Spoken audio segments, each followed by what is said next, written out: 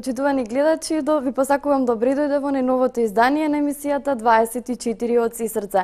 Се извинуваме малку поради нашето доцнење од 3-4 минути, меѓутоа знаете дека со емисиите во живо секогаш се случува нешто што може да задоцнете макар и на 2-3 минути.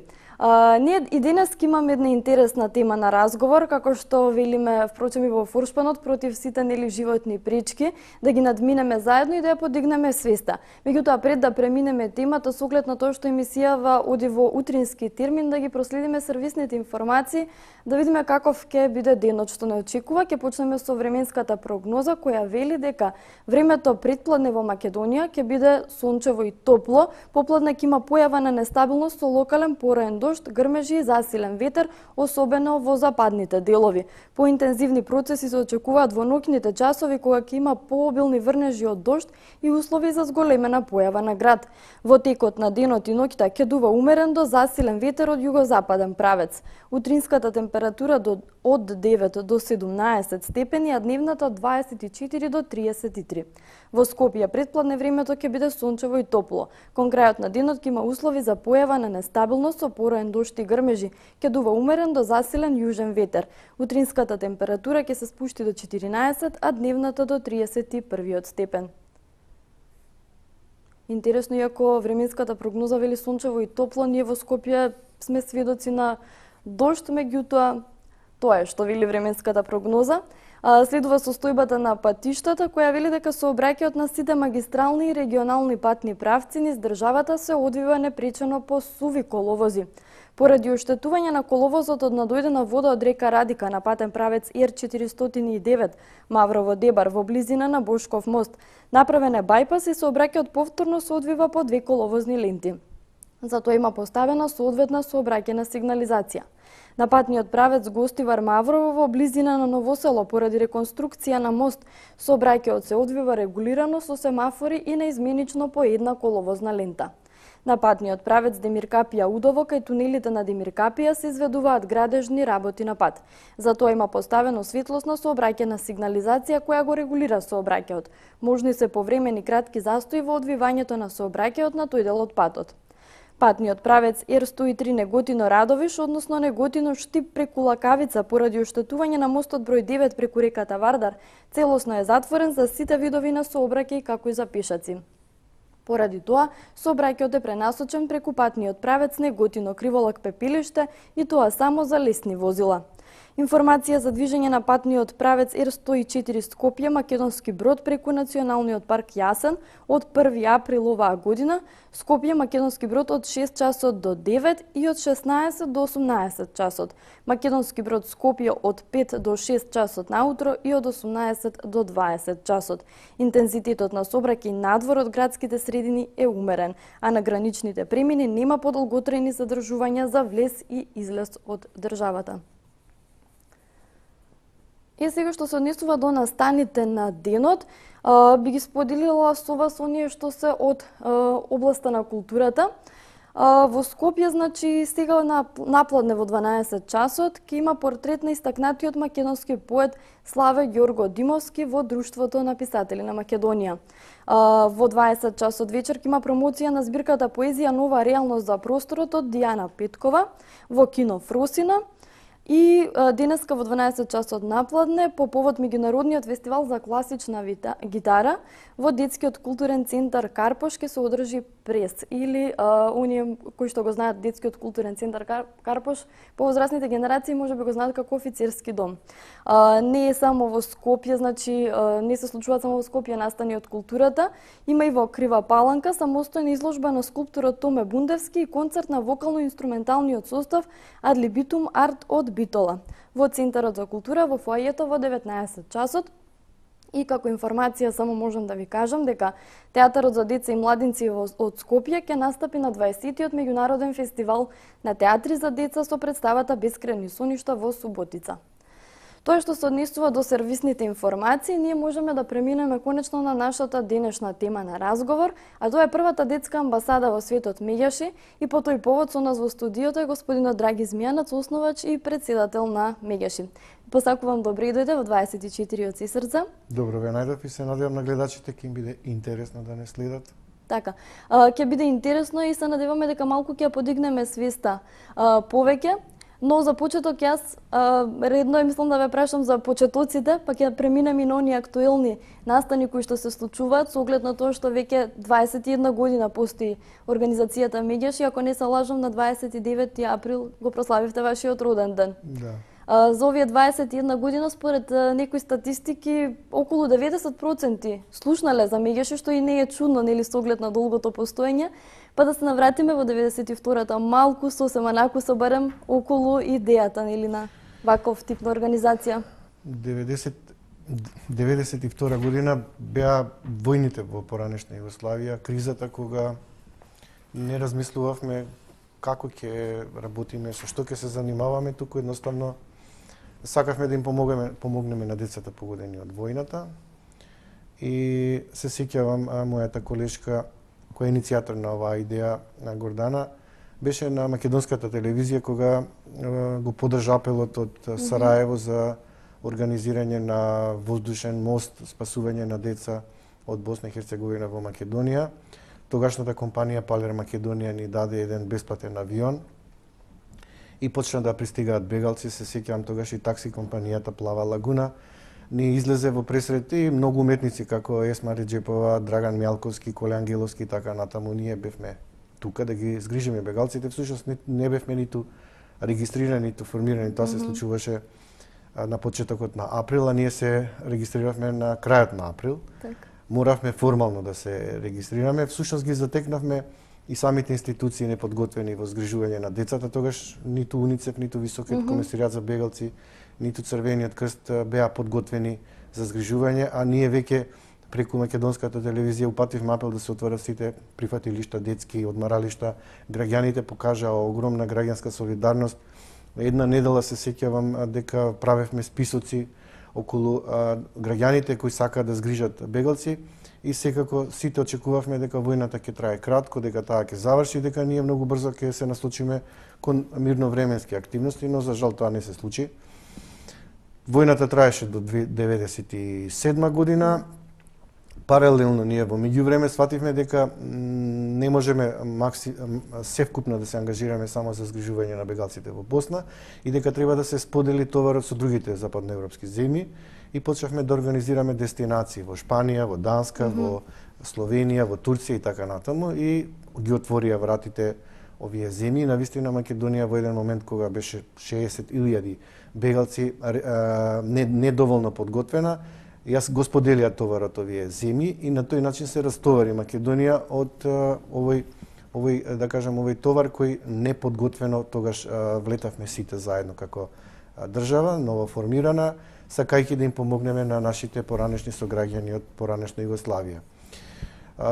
Пријателствата со овие граѓани ден денеска траат. Некои од нив останаа во земјите кај што се дестинираа, некои се вратија во своите огништа, но ние веднаш потоа почнавме да ги детектираме проблемите со кои се среќаваат децата во Македонија и следната година, 93-та, го отворивме првиот SOS телефон за деца и млади. Граѓаните го знаат, тоа е 0800 122 22. Тоа е уште се уште и после толку години. Постои оваа година ќе наполни 20.000 случаи на кршење на правата на децата, 20.000 дојави, 20.000 судбини. Многу SOS волонтери, оператори помина, сите се вградија во тој SOS телефон. Нам ни е многу важен не само како директна служба за помош и телефон од јавен интерес, туку и како еден индикатор за состојбата со правата на децата и многу веродостојно ги внесуваме во нашиот извештај што го подкупуваме до Комитетот за правата на детето во Женева и од таму стигаат препораки до државата која треба да ги исполни во наредниот период за да се подобри состојбата со правата на децата во Македонија. Така, можеби вие неколку пати веќе сте раскажале оваа приказна, меѓутоа секогаш има некој што прв пат ја слуша, така да добро е да се каже уште еднаш. Ова приказна доаѓа како приказна, мене ми доаѓа како судбина, значи не само ние што сме се вложиле 21 година, туку и колку активисти, волонтери, колку страдалници, колку деца им била потребна на многу едноставно многу се чувствуваме убаво од дистанца кога ќе не сретнат веќе пораснатите корисници на нашите услуги да ни се заблагодарат за тоа што сме го сториле за нив. Секако тоа не мотивира дополнително да ние продолжиме со исти ентузијазам. Всушност, она што го забележуваме и покрај 21 година, ние се уште не знаеме да застанеме, се уште горливи проблеми и теми ги отвараме. Она што е карактеристично, пошто не препознаваат перцепцијата на граѓаните, тоа е она што јас сум го забележал, е дека не доживуваат како бескомпромисни борци за правата на децата, како луѓе кои знаат да се спротивстават на било која структура на власт, кога се кршат правата на децата, кога бараат од државните институции да бидат мобилни и максимално функционални во најдобар интерес на децата, кога на некој начин е гласот на децата, кога говори за нешто што не се говорело порано, не само за родоскрнавање, педофилија, насилство, психичко, физичко, туку и за невидлива бројка на деца, деца фантоми, деца без извод од матична книга, грабнати деца, киднапирани, силувани, насилство, физичко, психичко, семејно и така натаму. И токму овој SOS телефон кој го говорам, многу не беше драго. Пред 3 години со Брима имавме едно истражување, перцепција за правата на децата, дискриминација и насилство. Нашиот телефон од 2344 испитаници деца во основни и средни училишта беше препознат како втор број после бројот на полиција, кои го препознаваат каде треба да се јават кога имаат проблем или кога некое право им е прекршено. Така, ајде да одиме со последните информации кога зборуваме веќе нели за деца кои што се јавиле. Според оној извештај кој го имате секоја година, еве за изминатата 2012-та, регистрирани се 397 дојави со кои се опфатени 597 деца. Сепак нели стравувањата се дека постојат и други деца кои што не се пријавени, така не се овие бројки толку реални затоа што има голем број на дечиња кои што тоа е 1:10. Не се јавиле. Значи едно дете ќе се охрабри, 9 молчат. Молчат од повеќе причини, значи повеќе кај нас се јавуваат роднини, баби, чичковци, дедовци и најблиски отколку децата. Прво, децата не се доволно храбрени да се јават. Второ, се плашат од последици. Трето, се плашат од тоа колку ќе бидат разбрани и колку ќе бидат поддржани, а четврто, се плашат од дополнителна стигматизација и виктимизација во процесот на докажување на вината на осомничениот, кога можете замислите колкава е травма кога осомничен е родител, татко, да кажеме, ако стана збор за родоскрнавање, или чичко, вујко.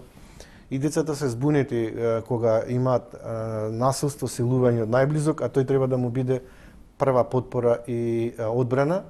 И тогаш конфузијата е уште поголема кога треба да го дојави родителот, а при тоа истиот тој родител, судскиот систем и полицијата не се доволно ефикасни да го стават во притвор, додека не се докаже вината и да не биде на слобода за да може да вршат влијание на детето, да ја смени изјавата. Од друга страна пак не секогаш другите родители, вториот родител, се става во заштита на детето и ја прифаќа изјавата како веродостојна, а не како сомнеш дека детето измислува или прави некој сценарио, се со намера да го жигоса или да му наштети на родителот, што е невозможно и теоретски и практично.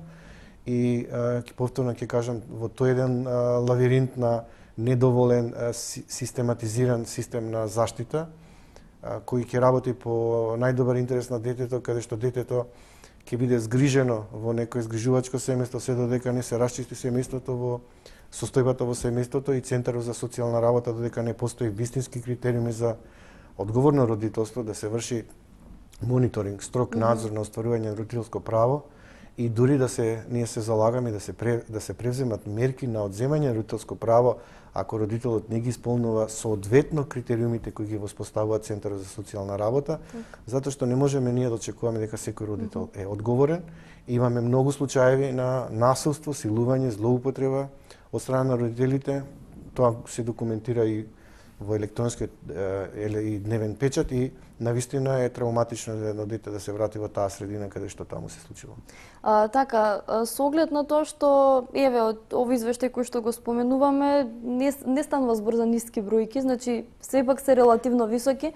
Тоа значи дека се подигнува малку свеста кај луѓето да пријавуваат вакви случаи или растат тие случаи? Многу често сме биле запрашувани и од новинари, од институции, добро, дали е зголемен бројот на дојавите или свеста, или пак сваќаат жртвите дека со секој премолчување се станува соучесник.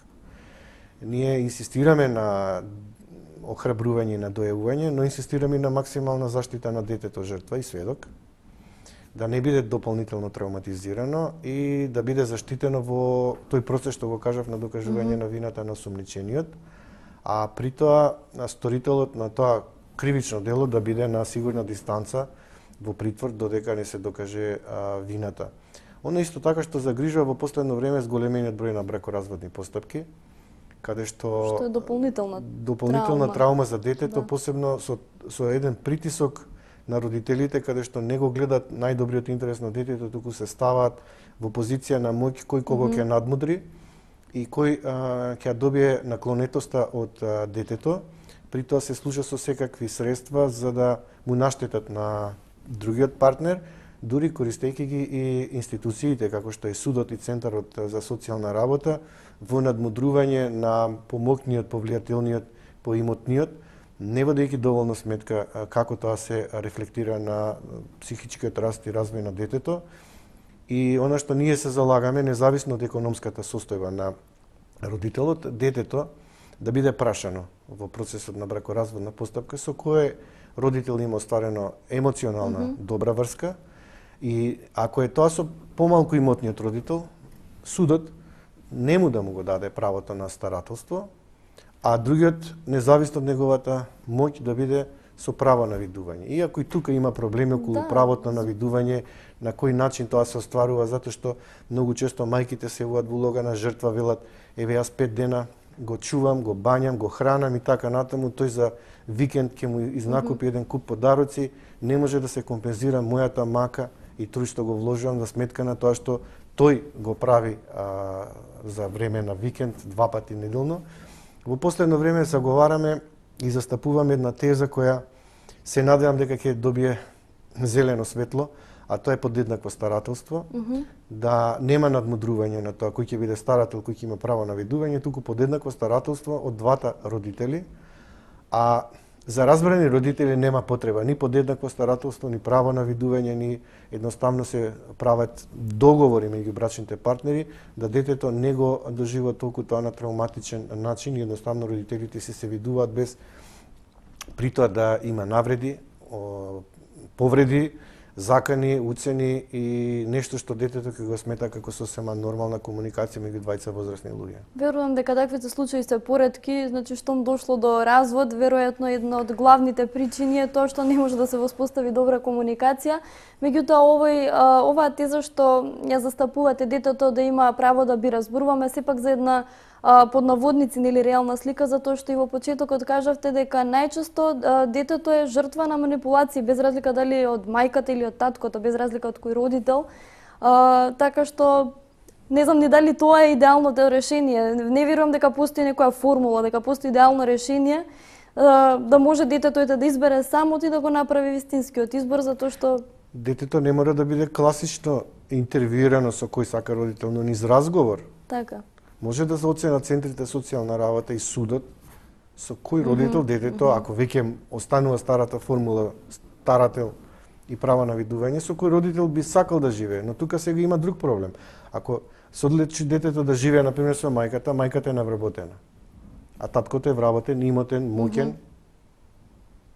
Центарот за социјална работа, институциите треба таа мајка, ако детето се одлучи да биде старател, да се најде или работа, или до едукација, или некаква економско оснажнување, за сепак таа емоционална врска да биде приоритет, а не да бидат економските средства, финансиските и состојбата на поимотниот и моќниот предуслов да детето биде задоволно од тоа што ќе биде економски ситуирано кај тој родител.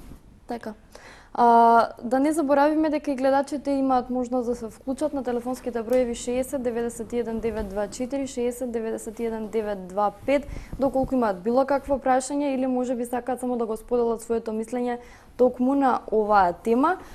Предлагам тука да го погледнеме и документарниот филм кој што е снимен од страна нели на Меѓаши по повод 20 годишнината.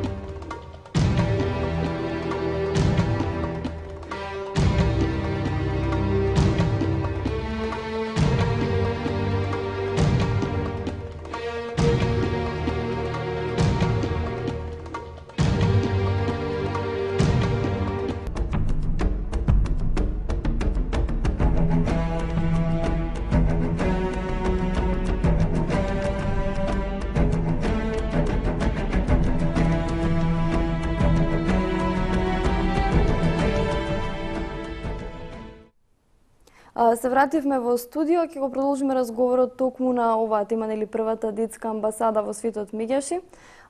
Господине Змијанац, го погледнавме видеото, ова е кратка верзија, меѓутоа ние ја скративме уште малку повеќе.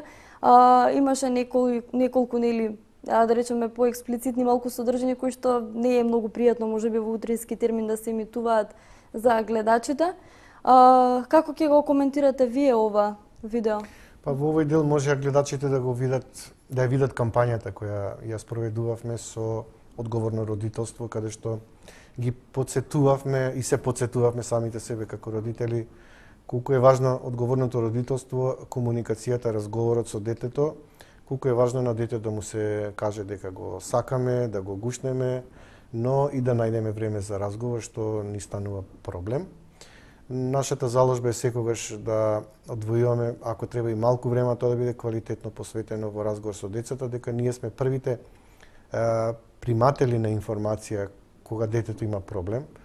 Мора да бидеме од голема поддршка, да не дочекаме психологот, педагогот или социјалниот работник да детектира проблем кој го има детето и ние да го слушнеме тоа од таа служба, а да бидеме први кои ќе реагираме на време. За тоа треба сензибилитет, посветеност, внимание. Затоа родителите пријатно ја примија кампањата дали денес го гушнавте вашето дете и дали денес му кажавте на вашето дете колку го сакате, но кога ги запрашавме дали денес разговаравте со вашето дете и тука почнаа поплаки. Не од аспект да не критикуваат околу пораката која упативме, туку да не се поплачуваат дека работодавачите ги истоштуваат на работа, дека имаат многу работни обврски, дека времето од 9 до 17 часот е тежок период каде што тие ќе успеат да имаат комуникација по нивното доаѓање со детето, дека се во различни смени со нивните деца и така натаму да не говорам. Но она што позитивно влијаеше дека сепак ги потсетивме родителите на нивните родителски обврски и сметаме дека тука треба да се работи во иднина, не само за предбрачно советувалиште за стапување во брак, туку треба и советувалиште за одговорно родителство, каде што родителот навистина ќе ги знае кои се неговите родителски должности. Во вториот дел од документарниот филм забележавте нашето упорно инсистирање на почитување на Конвенцијата за спречување на најлошите форми на злоупотреба на детскиот труд. На наше залагање 2001 година се ратификуваше таа Конвенција 182 од Меѓународната организација на трудот. Сметаме дека тоа е многу важно, се говори дека во Македонија има економска експлоатација, дека има деца чиј труд се злоупотребува, кои питачат, кои работат на нива, чуваат добиток, кои не одат на училиште, работат секундарна суровина, исклучени се од образованието, некои од нив се киднапирани, грабнати, се служат се користат за секс туризам. Едноставно таа структура на деца ја има во Македонија, да не говорам како што кажав на почетокот дека има и невидлива бројка на деца. Тоа се 1500 деца кои не се евидентирани во извод од матична книга на родените и воопшто не може да остварат ниту едно право. Постојано говориме дека има 2000 деца кои се на улица, 18.500 деца кои не одат на училиште и околу 200.000 возрастни кои не успеале до крај да го завршат основното образование, а знаете каде има исклученост од образование, каде има злоупотреба, има сиромаштија и на тој начин се зголемува опасноста децата да бидат жртви до нивната 18 година, токму поради непочитување на едно основно човеково право, тоа е правото на детето да биде образовано и воспитувано во институција како што е предучилишна установа и како што е основно училиште. Но за да стигне детето до основно училиште, а да не говорам за задолжително средно образование, треба градинката да му биде првиот чекор. Она што не загрижува е дека во Македонија во општините некаде се движат вклученост на децата во градинки од 9 до 14%, максимум 15%, што е мала, исклучително мала бројка. И сметаме дека државата мора да најде механизми за оваа ранлива група на деца, маргинална група на деца, да им обезбеди бенефиции, бесплатно користење на градинката и на тој начин едно дете вклучено во градинка и во училиште, ќе имаме едно дете помалку на улица и нема да дадеме можност да просветните инспектори детектираат исклучени деца од образование, трудовите инспектори да детектираат дека децата се користат за сезонска работа, а судиите пак не ги санкционираат родителите кои ги злоупотребуваат затоа што не можат ниту глоба да наплатат на родител кој е кој не е вработен, а од друга страна мора да ја менуваме и свеста кај родителите дека на тој начин не може да се заработува и да се екзистира и дека тоа му оди директно на штета на здравјето и на психичкиот и физичкиот развој на детето. Така, од режијата добивме сигнал дека можеби имаме гледач на линија. Ало? Добар ден, повелете. Добар ден, поздрав до вас и поздрав до гостинот. Јас мислам дека е драги Змијанац, така ли? Да, благодарам. Така, ве поздравувам и сакам да прашам. Дали државата одвојува средства за финансирање на амбасадата Меѓаши, тоа е знам од бивша Југославија, помнам. И дали некои деца веќе се одраснати, дали се згрижени во самиот процес. Еве, како што има вработување сега во владата, гледам таму ќе се примат албанци, ама дома ќе седат. А има овдека дечиња што навистина се загрозени. Дали на некој начин добиват средства за тоа? И второ да ви кажам право, не се сложувам со Спиро Ристовски, значи лагите му се при крај. Спиро Ристовски лаже затоа што ќе каже дека таму и таму толку се оделени средства, кога еве самите луѓе кажуваат дека се во таква ситуација да се сами справуваат со своите проблеми. Еве, на пример ќе го земеме, синочка слушнав на вашите вести во Дебар. Тоа е жалосно. Јас ве поздравувам, а сега ако може да ми одговори Змијанац. Така, ви благодарам за јавувањето, господи, имате пријатен ден. Ќе се обидам да одговорам накратко, добро што ме потсети гледачката. Значи, ние после завршување со босанската криза имавме косовска криза, каде што нашите активисти и волонтери одеа во сите кампови, Стенковец, Чегрене, Непроштено, Радуша и така натаму да водат грижа за нив до 2000 година. И кога помисливме дека на војните и дојде крајот, пукна 2001 година конфликтот во Македонија и ние бевме единствена и прва граѓанска организација која отвори прифатилиште за внатрешно раселени деца. Изгриживме од Рачиново бегалци, 4 семејства. Ни се родија 3 бебиња, Александар, Никола и Марија, тие се веќе големки. Во нашата амбасада државата финансираше до 2005 година. Ние, бидејќи тие не се вратија назад и нема намера да се вратат назад поради изгубената доверба и страв да се вратат во таа средина, решија да градат нови живеалишта во други места, фактички беа прогонети од тоа место. И ние им рековме ќе останете кај нас се додека не си ги обезбедите новите живеалишта и покрив над глава. Значи амбасадата Меѓаши од сопствени извори, од самофинансирање, од граѓаните, од социјално одговорни компании беа кај нас до септември 2006 година. Инаку, она што исто сакам да кажам е, потикнавме и ја подигнавме свеста околу потребата децата без родители и родителска грижа кои ги напуштаат институциите, како што СОС Детско село 11 октомври, дека треба да им се обезбеди вработување. Имавме 2 сајми на кариера, каде што работодавачите има директни средби со децата од овие институции, а претходно ги едуциравме како да подготват CV, како да направат интервју, но она што го забележавме генерално загрижува е децата додека се во овие институции, посебно во државните, не се води доволно сметка за нивното квалитетно образование и тие не успеваат да бидат конкурентни на пазарот, да се едуцираат на тоа ниво, да кога ќе го напуштат прагот на домот, веќе бидат на пазарот на трудот конкурентни и бидат вработени, не од емпатички социјални момент, туку од едноставно тоа дете толку едуцирано да работодавачот кој ќе бира меѓу 2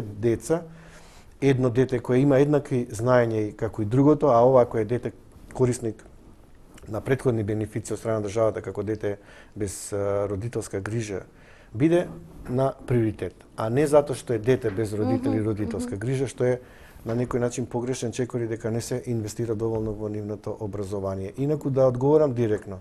Ние постоиме 21 година и кога ќе кажам со сите наши активности, колку сме активни, колку директно посочуваме кон неодговорните, а претежно тоа се државните институции, нормално тешко е како организација која врши мониторинг на состојбата со правата на децата да не критикува, и тоа не можеме ни да си помислиме, веројатно не одговараме на структурите на власт, на не само на оваа и на претходната, и буџетски кога ќе направам пресметка како нашиот буџет се финансира од домашни извори од страна на државата, иако тие не се транспарентни, ќе ви кажам и за тоа, нашиот буџет од државата е само 1%. 1%. Другите ги обезбедуваме преку граѓани, од касички, преку купување на новогодишни честитки, преку нашите дипломати кои ги имаме низ светот кои донираат средства, преку фондации, преку амбасади и преку мали економски активности кои наменски ги насочуваме за нашите програмски активности.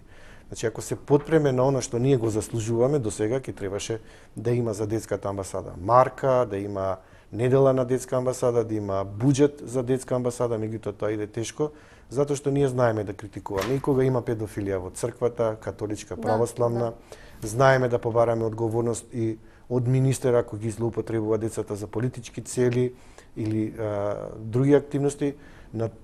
Така и почнавме со разговорот, нели? Нашата предпознатливост е безкомпромисни борци за заштита на правата на децата кои не знаат да кажат не на тој кој ги злоупотребува или врши насилство, а тоа се не е баш интересно за политичарите и им пречи веројатно тој пристап. Ние кога имаше локални избори говоревме дека одредени политички партии ги злоупотребуваат децата за партиски цели, за партиски цели и дека тоа ние ќе го забележиме и навистина го забележавме и тоа ќе го доставиме во нашиот извештај до Комитетот за правата на детето. Зборувавме околу користењето нели на децата за партиски цели. Меѓутоа, пред да продолжиме со разговорот, ќе го вклучиме гледачот да не чека. Повелете, кој ни се јавува? Гледачка од Куманово. Повелете. Сакам да прашам господинот Змијанец да ми одговори. Гледам на малите екрани се врти рекламата за многодетно семејство. Сега не е само да се роди, него треба да му се обезбеди. Еве имаме разни случаи, имаме дечиња сирачиња, имаме со слаба материјална состојба. Тука нема никаква грижа од државата, а за реклами има пари. Тоа ме чуди, значи неодговорна влада имаме. Значи едноставно ги занемарува тие пари што ги дава по рекламите, нека ги донира во Медјаши, во домот без родители. Ето тогаш ќе речам дека правилно работат, инаку вака промаша е само. Фала многу.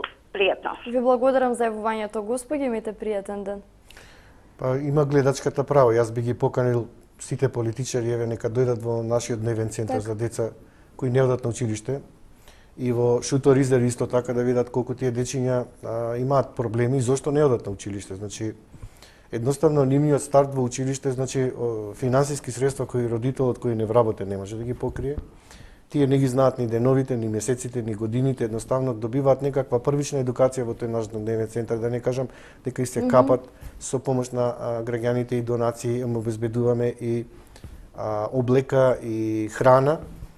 Се забавуваат 4 часа во текот на денот, но тоа не е доволно. Тоа е само еден мал наш допринос да нешто помогнеме, а при тоа преку нив всушност да ја детектираме состојбата со децата кои се жртви на злоупотреба на детскиот труд. Значи, има право гледачката, мора да ја покажем и другата страна на живењето. Ако во Македонија има деца кои не одат на училиште, ако деца кои работат или пак едноставно се злоупотребува нивниот труд, државата мора да превземе мерки како овие деца да ги стави во системот и на образование и на заштита. Во однос на кампањите не би коментирал колку пари се трошат и како се трошат, но сметам дека генерално многу повеќе може да се дадат за директна помош на децата отколку за било какви реклами кои давајќи директно на децата всушност може да направат многу поголема реклама отколку реклама која одат на телевизија за промовирање на одредени вредности според нивните сознанија. Добро, може би затоа и не е чудо што очигледно еве децата ја губат вербата во институциите, со оглед на тоа што повторно ќе кажам од извештајот кој што го имате за 2012 за насилство во училиште во Меѓаши се обратиле 33 деца, додека да пријават сексуална злоупотреба имале храброст 18, од кои нели 106 односно биле жртви на семејно насилство, но она што е загрижувачки е податокот дека 57 се пожалиле дека институциите ги зоставиле или не реагирале. Само да го вклучиме и следниот гледач, повелете кој ни се јавува? Добар ден. Жана Тодорова од Скопје. Поздрав до гостинот и до вас. Добар ден. Поздрав и до сите слушатели. Мислам, ќе бидам кратка. Најголем Повелете. греф е нешто да му се наштети на дете.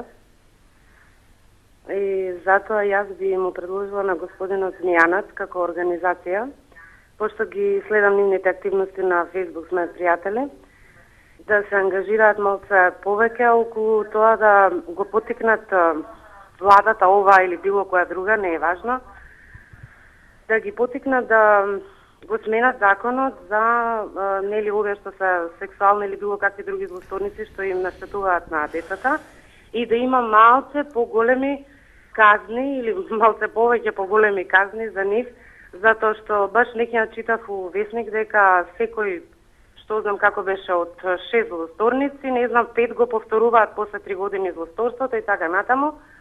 Значи, тие казни да не се смешни, тие се буквално смешни казни. Значи, за некој што го уништил животот на некоја дете, едно, две или повеќе, кое што е веќе непоправлив, мислам, непоправливо злосторство, нема враќање назад за тоа.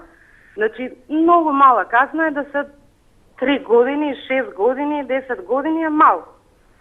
Значи, барем јас така мислам, еве јас имам дечиња и он е родител веројатно.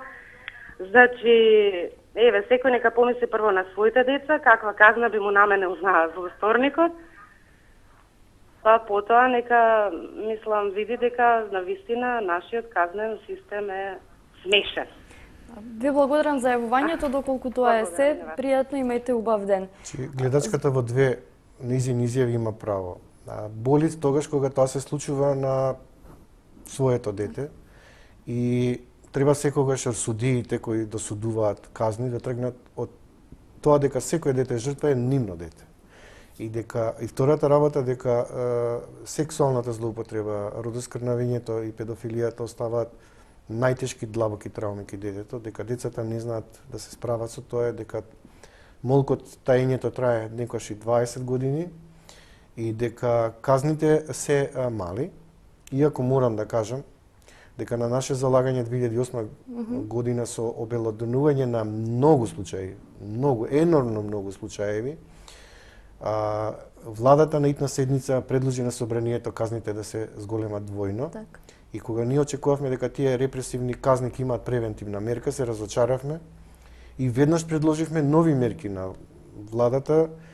Тие најде еден компромис што мислам дека не е доволно ефикасна мерка, тоа е централниот регистар за педофили, каде што сметам дека треба малку повеќе да се поведе сметка за детето жртва, а не за интегритетот и личноста на педофилот. И второ се покажа дека и тој централен регистар не е доволен затоа што имаме неколку, само ванила, неколку случаеви на сексуална злоупотреба, педофилија и родоскрнавење, како што беше случајот во Кочани страна на родител. Предлагаме и сме упорни во тоа и сме фокусирани дека и не отстапуваме дека централниот регистар доколку оди со две превентивни мерки, а тоа е медикаментна хемиска кастрација со примање на лекови каде што утврдено е дека педофилот, како што кажа гледачката, секој 5 од 6 го повторува делото, ќе биде подложен на овие лекови за да се контролира неговиот нагон или либидо за да не го повтори делото, со носење на електронски алки за да се знае каде се движи. Так. Има шанси на некој начин да се стави оваа девијација, патологија под контрола, но она што го кажуваме и стоиме за тој став, за секој повторништво, рецидивизам, доколку откажа сите овие превентивни мерки, се залагаме за доживотна казна затвор или целосна изолација затвор болница, затоа што едноставно немаме гаранции дека педофилот кога е на слобода нема да го повтори делото. Така. И те споменавме, значи, благодарение на гледачката и на подсети и на оваа тема сакав да поразговараме околу регистарот за педофили. Вашиот став е тоа. Имате вие и други активности. Можеме да погледнеме и неколку слики доколку се подготвени од режијата. Може да ги емитуваме. Ова е значи најлошите форми на детски труд. Гледате едноставно. Ова се така. дечиња кои не одат на училиште и се вклучени во нашиот дневен центар. Ги обучуваме на разни вештини, оригама, ликовно и така натаму. И тоа е за нив дом Ова е нашата 20 прославата, годишнина. така, минатата година. Тортата од минатата година, еве ги дечињата кои се социјално интегрирани сите, независно од етичка или социјална припадност. Ова гледате, деца кои се тажни од позадината, кои работат, а детето кој учи е срекно. Ова е за 1 мај нашите дечиња од дневниот центар.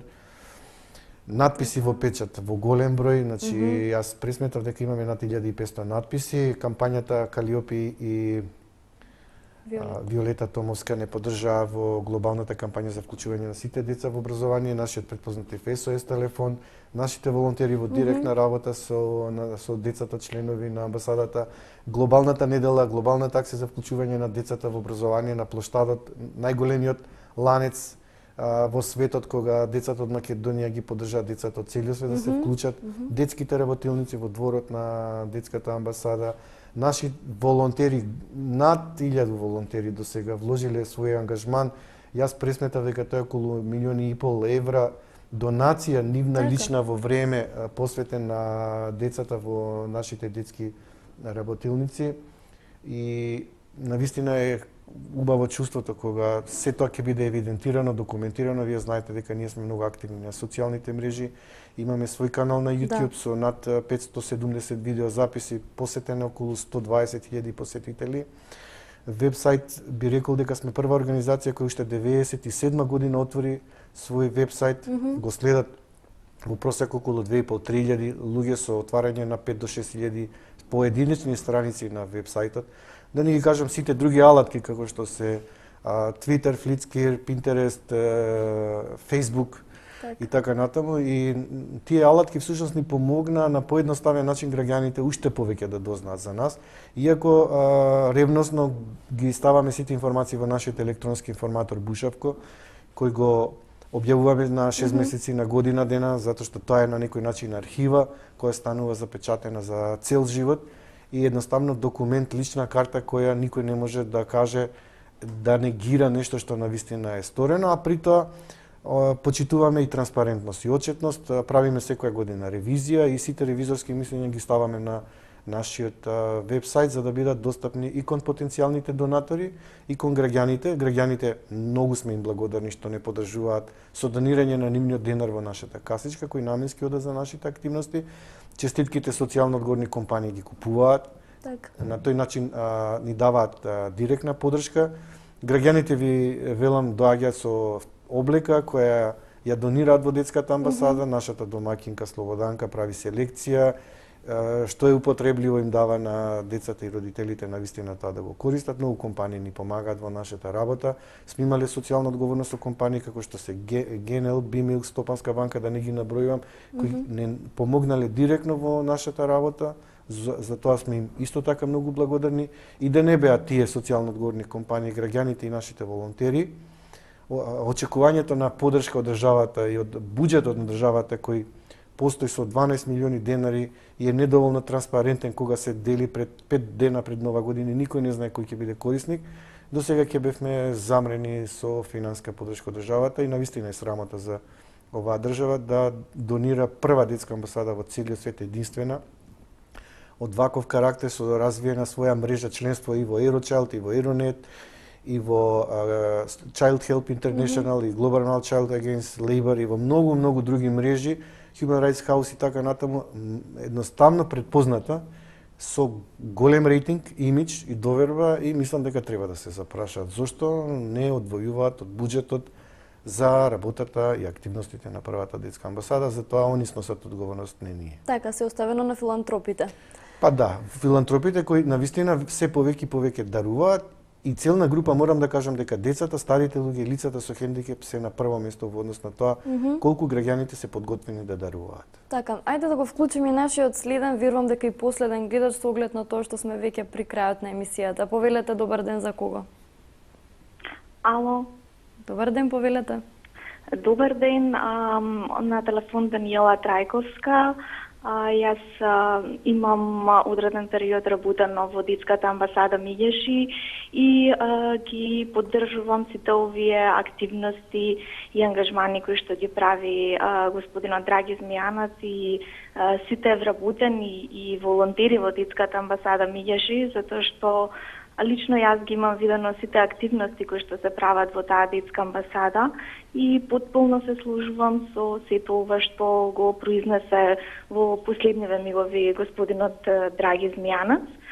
Благодарност до компаниите кои што ја поддржуваат детската амбасада, поголем повик за уште поголем ангажман како од граѓаните, така од општествено одговорни компании, затоа што само на тој начин можеме да допреме до секое дете во Република Македонија. Како и би сакала да го прашам господинот Драги Змијанац, до каде сме со хармонизација на СОС телефонот за деца и млади, затоа што знам колку од голема важност е и тоа во овој момент не сум веќе во детската амбасада Миѓеш и би сакала малку во тој дел да објасни до каде стојат работите. Благодарам за јавувањето, може би сосема накуса за тоа што ме инспирира имаме... Даниела, многу благодарам што се јави на вистина. Многу намакотрпно работиме за тоа прашање да комитетот во 2010 година упати препорака до владата дека го препознава СОС телефонот за деца и млади како релевантен телефон со почитување на индикаторите и податоците и дека владата треба да го хармонизира со европскиот број 116 111, Така. да одвои буџетски средства за оваа намена, да биде 24/7 и да биде достапен бесплатно од сите фиксни и мобилни оператори.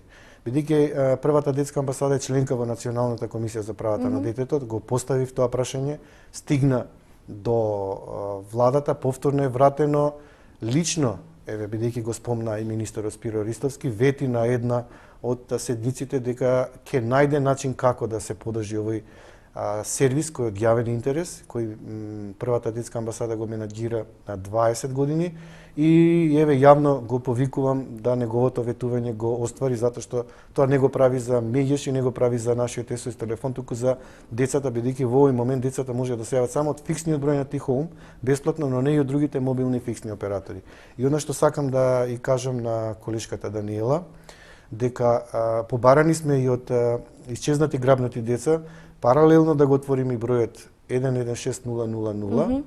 Имаме неколку состаноци со Олга Цекич, кој е координатор на овој телефон во оваа област и наскоро планираме двата броја да ги предложиме до Агенцијата за електронски комуникации, да ги менаџираме, бидејќи имаме капацитет, имаме ресурси, знаење, 20 години постоиме за тоа, но државата мора да го одврзе кесето, затоа што не може да биде тој телефон само подржуван од социјално одговорни компании и граѓаните, туку бидејќи од јавен интерес, а државата, како што кажа една гледачка, троши пари за кампањи, сега може да троши наменски средства за да им помогне на децата да се јават нашиот нов број кој ќе биде хармонизиран, на тоа е 116 111 за сите деца и млади и 116 000 за исчезнати грабнати деца.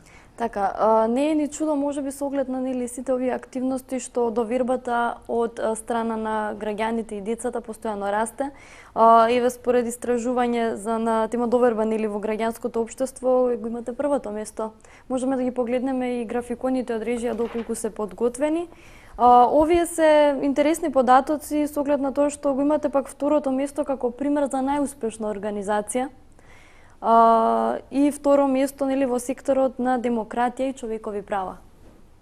Јас уште еднаш ќе ги побрам графиконите од режија доколку се подготвени, може да ги емитуваме и да ги искоментираме. Она што лично мене ми причинува задоволство, значи на прво место сме пред Црвен крст кој 60 години работи по основ на доверба. 20 граѓани спрема 1 има доверба во првата детска амбасада и таа расте. Второ место, како што кажавте, за најуспешна организација која во континуитет работи 21 година без престанок. Второ место во демократи, човекови права и четврто место во секторот за развој на граѓанското општество, бидејќи тука даваме придонес и преку нашата македонска коалиција за заштита на правата на децата, која дава иницијален извештај или така наречен извештај во сенка на неформална коалиција која се здружува по потреба, го дава своето видување и на тој начин ни задаваме сериозни проблеми на било која влада кога го брани извештајот во Женева, затоа што алтернативниот извештај е едно друго видување, друг агол на граѓанските организации, каква е состојбата на правата на децата и кога ќе појде владата таму со нивниот иницијален извештај. Веќе членовите на комитетот, а бев и јас таму во Женева, кога пред 2 години владата го бранеше извештајот, навистина има потешкоти да ја прикажат состојбата дека е розева во Република Македонија. Така, ние сме веќе на самиот крај на емисијата. Меѓутоа спомнавме неколку категории, јас не сакам да ги изоставим и децата питачи кои што можеби помалку нели ги спомнавме, особено затоа што се сетив од неодамна една изјава на министерот за труд и социјална политика кој повика да не им се даваат пари нели на децата питачи затоа што на тој начин се стимулира нели повеќе да родителите можеби повеќе ќе бидат сурови кон своите деца на тој начин што ги тераат да питаат. Знаете, јас некогаш се чудам, че ако оваа влада е во нешто добро е тоа што ги следат нашите ставови и некогаш кога ќе изјавиме некоја изјава или кога ќе дадеме некое наше видување, тие ја пременуваат и станува владина агенда, што од една страна не радува, бидејќи не почитуваат како сериозна и одговорна граѓанска организација. И нашиот став е ист. Так. Граѓаните да не даваат средства. Ако веќе сакаат да помогнат, нека пријават на тој број што државата се пофалува дека е активен 15505, нека седат едно саат време на страна да видат дали тие служби директно ќе дојдат да го отргнат тоа дете од улица, каде ќе го сместат, што ќе направат за него, дали ќе помогнат на тоа семејство, а не само да се дават апели за најстрого казнување на педофилите или пак недавање средства парични. Секако има друга форма да му се купи на детето храна доколку навистина е гладно, иако и мене лично ми се случувало кога ќе дадам јаболка или некој производ да не го прифаќаат, сакаат пари, значи под притисок имаат норма која мора да ја остварат, дури се казнувани, санкционирани, дури се изнајмувани, ама тоа бара социјалните служби да се повеќе на терена, за тоа ќе ни треба една цела емисија каде што велиме. Центрите за социјална работа мора да имаат возен парк, мора да имаат социјални работници теренски, да одат на терен и во континуитет да ја следат состојбата со детето до крајната разрешница. Но тука ќе кажам уште еден момент. И медиумите мора да влезат во истражувачко новинарство, да ја следат судбината на детето до крајната разрешница, а не само да известуваат ексклузивно и со веста да ја завршат информацијата. Така, јас себе ви ветувам јавно дека ќе имаме емисија на оваа тема, како што споменавте, и потребна е цела емисија, затоа што секогаш постојат уште прашања кои што можеби не ги ни допревме, а се од клучно значење. Ви благодарам за гостувањето, тука е крајот на ова издание на емисијата 24 од Сесрце. Останете со програмата на 24 вести. Пријатно.